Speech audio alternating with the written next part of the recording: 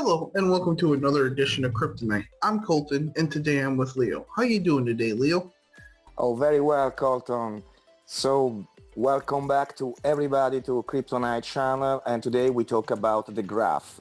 What is the graph, Colton? Yes, so if you're not familiar with the graph, it is an indexing protocol that provides an on-chain data to consumers from various sources. So it eliminates the need for data consumers to build complex infrastructures by allowing them to query on-chain data through APIs called subgraphs via the GraphQL API. The GRT token is the native token of the graph network. Thank you, Colton. And the history and performance of this project? Yes, so I'm probably going to butcher these founders' names, and I apologize. But the first founder is Yaniv is basically the project lead, Jannis Pohlman, which is the tech lead, and Brandom Ramirez, which is the research lead. It was founded in 2018, and the mainnet launched in 2020. The project received funding from investors such as Coinbase Ventures, Framework Ventures, digital currency groups, and more. Users of the graph include developers who can access essential Ethereum data for projects like Uniswap, Balancer, Curve, Aave, Moloch, Compound, and more. Popular apps and decentralized apps using the graph include CoinGecko, Uniswap Info, Decentraland, Synthetics, Aragon, and others. The graph has expanded its services to offer data from other blockchains such as Binance Smart Chain, Bitcoin, Cosmos, Avalanche, Flow, Polygon, Arbitrum, Celo, and more. The protocol incentive keys roll within its ecosystem to basically make sure it is correct and an efficient operation. Indexers process and store on-chain data from subgraphs, earning query fees from data consumers and indexing rewards. Node operators, which are essentially indexers, stake and earn GRT for processing queries, and users can delegate their tokens to indexers to secure the network and earn rewards. Curators analyze and signal valuable subgraphs, earning 10% of the query fees generated by a specific subgraph. Delegators delegate the GRT token to indexers and earn a portion of query fees and indexing rewards without running nodes themselves. Indexers, delegators, and curators work together to organize data for the crypto economy and maintain a useful global API for DeFi and Web3. The migration of the Graphs protocol smart contract to Arbitrum is ongoing, and the Q1 2023 report includes figures from Ethereum mainnet, and this will be on the following slides. Hold on, Leo. Sorry. Excuse me. And this will be on the following slides. So the on-chain data and the latest news will learn a little bit more from this. The Q2 2023 report will include figures from both Ethereum mainnet, from Ethereum mainnet. So the graph ecosystem at the end of the day. So there's data sources, there's usage, and then there's the graph ecosystem. The data sources are blockchains, storage networks, and P2P networks. The graph ecosystem, there's indexers, curators, and delegators like we talked about. And with the curators, you're sending a signal. And then with the delegators, you're sending a stake. And then the usage is for applications and or developers. So the GRT tokens are traded on centralized crypto exchanges. The most popular to buy is the MEXC Global. Other popular options are DigiFinex and BingX. The all-time high price was about $2.84 on February 12th, 2021. The all-time low price was about 0.05 cents on November 22nd, 2022. It has a market cap of 1.1 billion, a market cap of 1.1 trillion, a total supply of 10 trillion, and a max supply, which is infinity, and a circulating supply of 8.9 billion. The market sentiment right now is bullish. Thank you very much, Colton. What about on-chain data regarding to the graph? Yes, so the graph Q1 2023, it has built 776 subgraphs have been published from the graph hosted services to decentralized network, up about 26%. The graph's ecosystem of active indexers is up about 58%, delegators is up 2%, curators is up 1%, and it continued its growth. The graph saw a 41% increase in USD revenue from query fees. Revenue from indexing rewards increased another 48% in USD terms. The ongoing migration of the graph's protocol smart contracts to Aave aims to bring a seamless and gas-efficient decentralized data experience. So just so you guys know, we're comparing the graph to Ethereum here, and the graph's real volume is up about 76%. Ethereum's real volume is up about 74%. The market dominance for the graph is down about 8%, and the market dominance for Ethereum is up about 2%. The volatility for the graph is down about 12%. The volatility for Ethereum is down about 22%. Thank you, Colton. And can you give us some latest news about the graph? Yes, so the graph has experienced significant growth in 2023, which is awesome to see. It has increased about 107% on a year-to-year date. The market cap of the graph has more than tripled in the same time period. After a temporary retraction in March due to the market uncertainty, the graph quickly recovered and gained over 15% in just the past week alone. I may be, butchering this name. Mezzarari published a report on the graph's network performance in Q1, highlighting a 41% increased revenue from query fees compared to the previous quarter. Revenue from indexing rewards also saw a 41% surge. The participation of indexers, delegators, and curators have increased with the launch of more subgraphs, with the 58% increase in the number of indexers. The graphs follow the stake for access model, requiring participants to stake GRT tokens to earn revenue from their services. More GRT tokens were being staked, indicating network growth, with an incoming volume reaching a 6-month high of 40 million GRTs in March.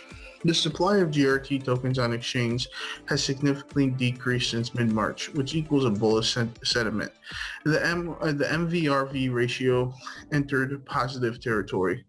The network was overhauled and holders would realize profits if they were to sell their tokens. The positive MRV long-shot difference implied that long-term holders would profit more. So as you guys can see here, the graphs, revenue from indexing rewards up 41%. As you can see, last Q1 was a very good quarter for them. But again, it was a different market at the time. As you can see, each quarter it has slowly dropped. This is the first quarter it has started to risen, and as you see, it's about 41%. So active subgraphs is a little bit different. As you see, Q1 last year, they were low. Each quarter they have significantly gone up, more specifically from Q4 to Q1 of this year, and Q4 of last year to Q1 of this year, they have gone up 26%. And as you can see, you have seen the increase, quarter by quarter here. Litecoin and Lido DAO are the top performing cryptocurrencies among the top 50 altcoins today. Bitcoin experienced a recent drop below 26,000, hitting a 2-month low, but has since bounced back and reclaimed 27,000. Several altcoins have outperformed Bitcoin in the past day, including LTC, LDO, Toncoin, APT, BCH, and the Graph. Ethereum, Binance Coin, Ripple, Cardano, Dogecoin, Solana, and Matic are slightly in the green on a daily. Toncoin, APT, BCH, and the Graph have seen gains of around 5 to 6%. Litecoin and Lido DAO are the top performers, both seeing gains of about 8% or slightly more. LTC is nearing $90, while LDO is above $2. The total crypto market cap has increased by around 20 billion in a day and is now close to 1.1 trillion. Around $1.1 trillion. Thank you very much, Colton. And can you stake the graph, Colton? Yes, and again, this is something Boris and I want to get in your guys' heads.